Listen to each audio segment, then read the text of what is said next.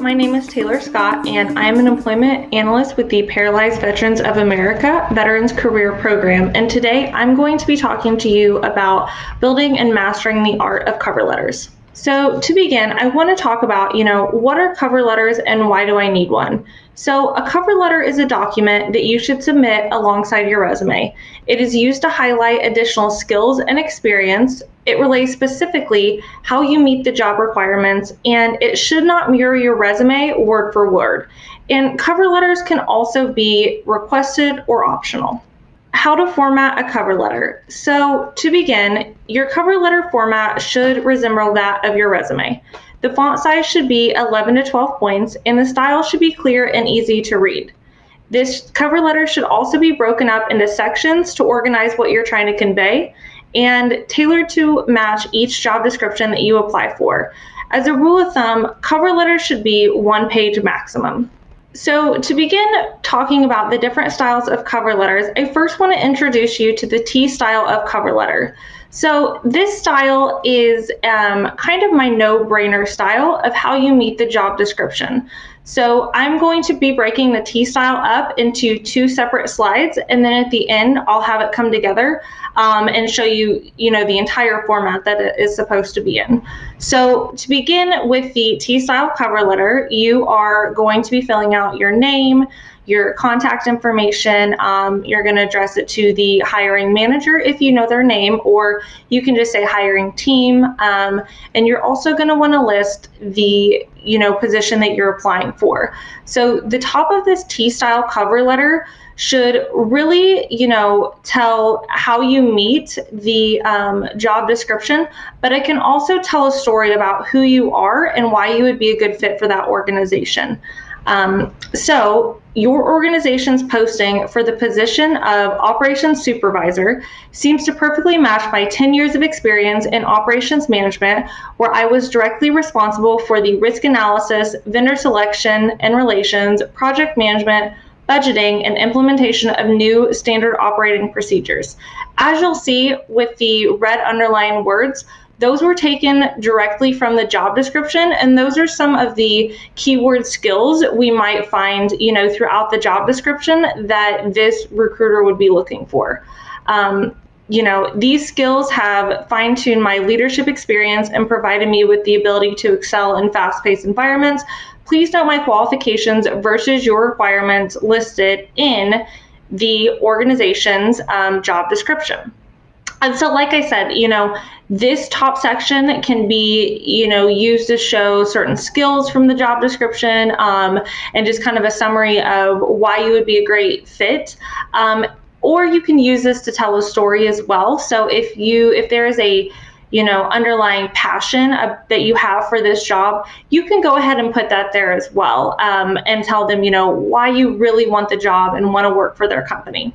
The second part of this T-style cover letter, and this is the part that I like, this is the no-brainer part of the cover letter. So for this second part, you are matching your skill set and your experience with their requirements pretty much word for word off of the job description. So on the left, you have word for word requirements from the job description, and on the right, you're going to relay specific situation or combined experience to match their requirements. So for instance, we can take the first bullet point. If the first bullet point, in their job description, let's say under the requirements, it says responsible for direct supervision and utilization of equipment, materials, and people.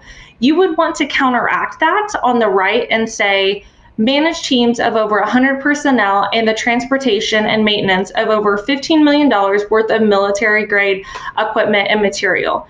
So on the left, they state the requirement. On the right, you state how you match that requirement with some combined skills. And so I get the question, how is that different from a resume? And, on a resume, your experience might not be as clear in all that you have done to match that job description, because you could have gaps in your resume. You may have managed 100 personnel altogether, but maybe not in one singular job. And so this cover cover letter is a really good way to, match that experience to the job description and, really give them a no-brainer document. We can go down a couple more bullet points to, this job description requires a bachelor's degree in organizational leadership, project management, or related discipline. And on the right, again, matching, answering their requirement of a bachelor's of risk management with a minor in organizational leadership. So really just word for word telling how you meet those very important requirements of the job description.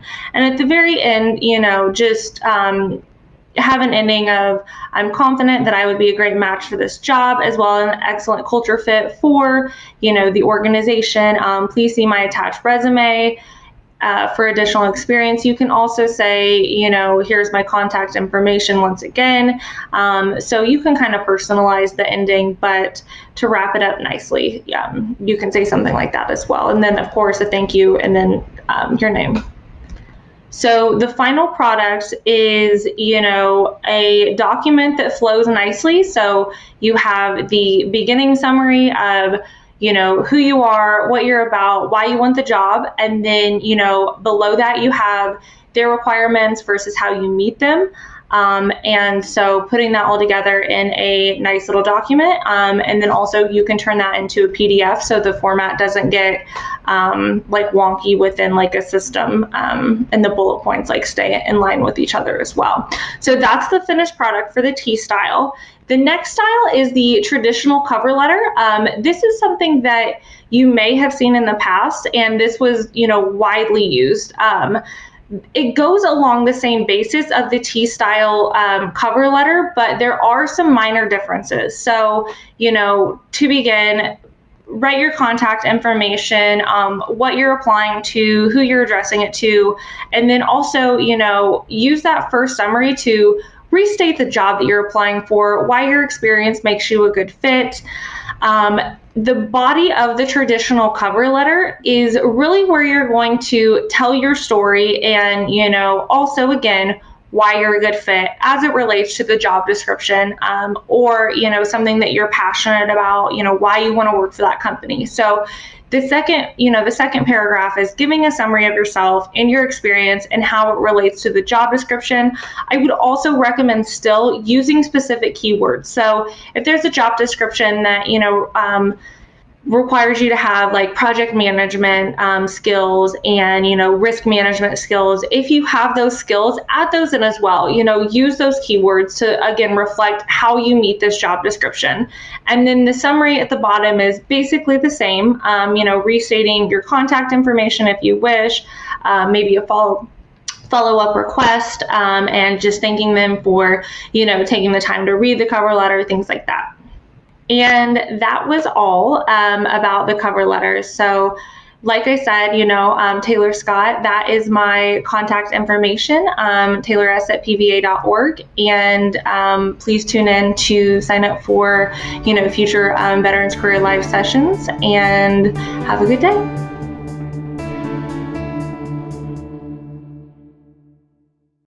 Since 1946, PVA has been the leading advocate for veterans with spinal cord injuries and diseases such as MS and ALS. We help all veterans with disabilities by helping with earned benefits and specialized health care, education and career resources, adaptive sports, housing and legal assistance. Learn more at pva.org.